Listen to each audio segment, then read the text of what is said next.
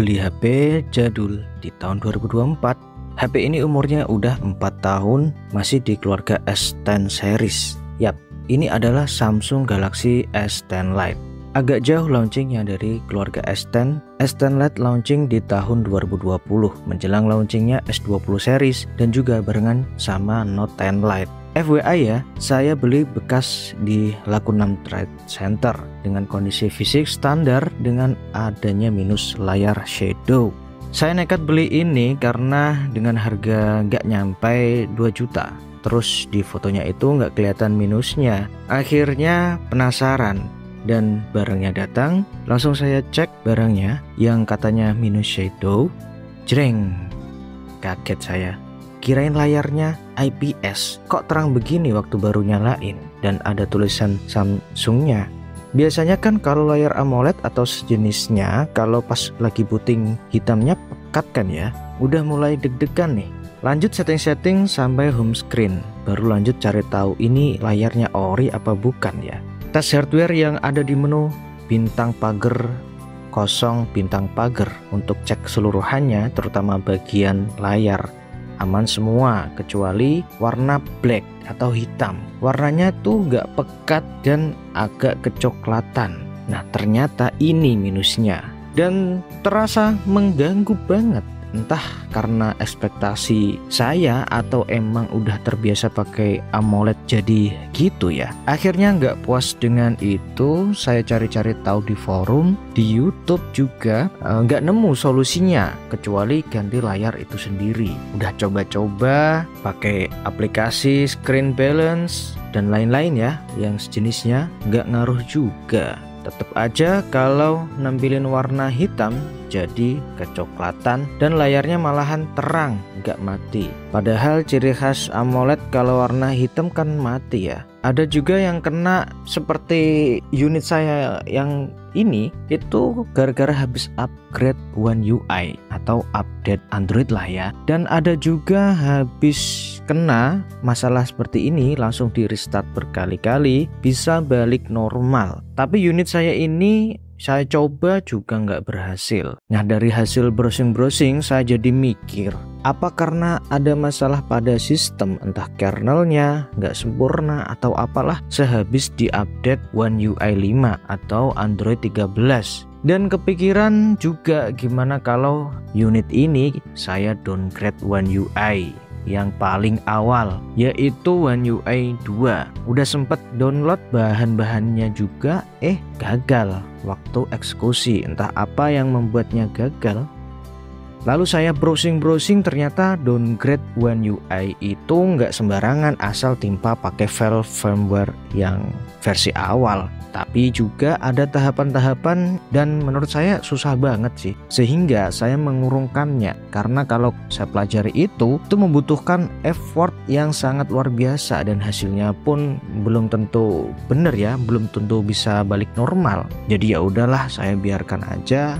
Dan saya coba pakai aja lah. Saya pakai udah setengah bulan lebih, tentunya nggak sebagai HP utama ya. Saya pakai tadinya mau buat kamera atau game ya. Soalnya ini HP kan ada turunan flagshipnya dari S10 series. Tapi karena kendala minusnya tadi agak jarang saya pakai. Ternyata kalau buat nonton YouTube, video, foto yang menampilkan separasi abu-abu ke hitam tuh pecah-pecah kayak kelihatan banget pixelnya. Jadi selain nggak bisa hitam pekat, juga pixelated ya kalau nampilin area gelap. Dari situ kalau saya pakai buat jepret foto atau record video, saat kondisi-kondisi tertentu yang ada area shadownya, disitulah kerasa layarnya minus. Padahal kalau saya pindahkan ke laptop atau HP yang saya pakai, hasilnya bagus-bagus aja. Kesan pertama kali saya pakai HP ini selain minus-minus tadi adalah layar HP ini tuh kerasa lebar ya. Sebenarnya cocok buat gaming atau nonton video. Layarnya 6,7 inch mendukung HDR10, resolusinya FHD+, refresh rate masih 60 Hz ya tentunya. Perlindungan layarnya udah Gorilla Glass 3 Plus. Dari barangnya datang sampai sekarang nggak ada baret yang tajam, hanya halus doang, nggak kelihatan. Kayaknya ini nggak ada lapisan oleopopik yang bikin layar jadi licin. Biasanya di HP-HP Samsung kan ada tuh, jadi kerasa licin layarnya. Dari sisi framenya pakai aluminium, lalu di bodi belakang pakai plastik aja. Finishingnya ada pantulan pelangi ya. Kebetulan unit saya ini warna putih. Bagian kameranya ini udah nggak kayak flagship ya layoutnya, malahan kayak A51, A71 yang rilisnya di tahun 2019.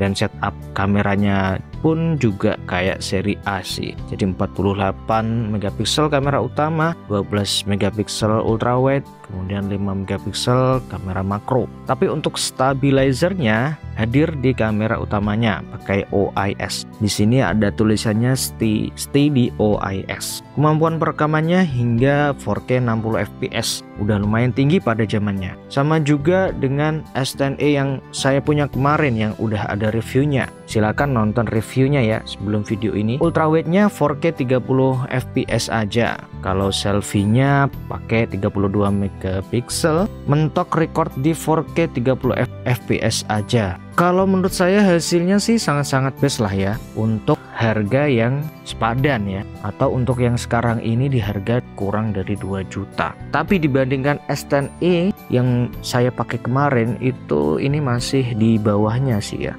Masih bagusan S10e. Yang spesial di HP ini itu nggak gampang demam ya, anget-anget wajar aja.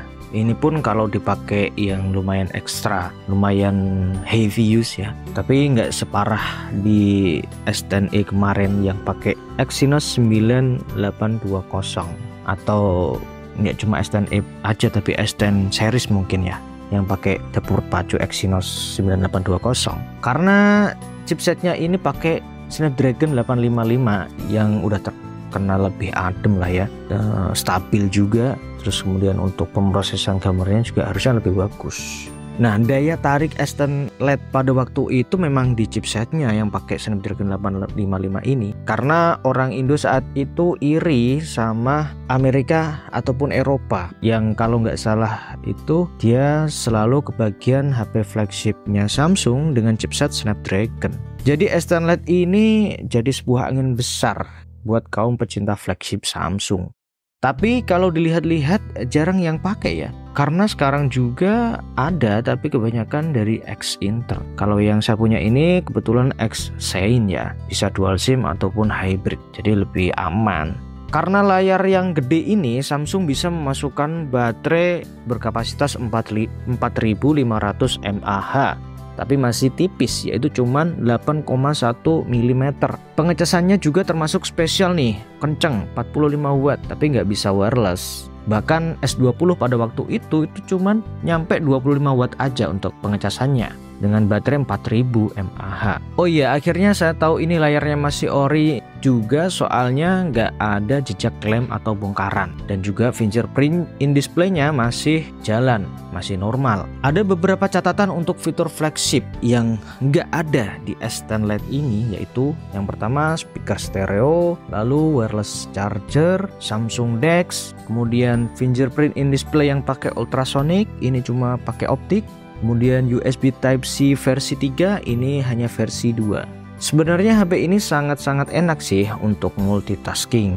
Karena One UI 5 berbasis Android 13-nya simple, elegan, dan mulus ya buat scroll-scroll. Dipadukan juga dengan RAM 8GB, LPDDR4X dengan storage 128GB UFS 3. Menurut kalian HP ini masih cocok nggak buat sekarang? Entah itu dipakai daily use atau gaming, atau hanya dipakai kerja mungkin online shop ya, atau buat kameranya aja. Kalau saya agak kurang nyaman aja dengan minus black crush, katanya gitu sih menurut forum-forum itu namanya. Selain itu HP ini masih enak kok. Dan kalau ada yang minat dengan HP ini silahkan komen ya guys, atau nanti linknya saya bisa sertakan di deskripsi. Oke, gitu aja ya.